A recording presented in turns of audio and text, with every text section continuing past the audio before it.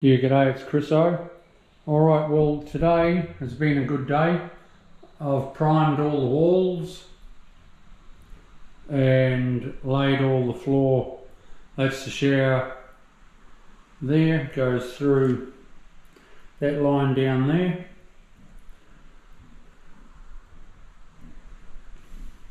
I've got to do the toilet, but I can go in there easily tomorrow and then do my cuts the next day.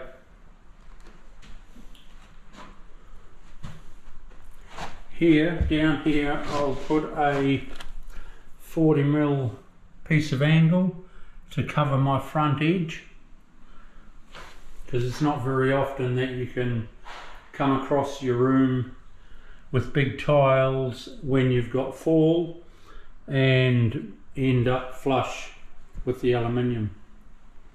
So I'll put another face piece on the front and we're laughing.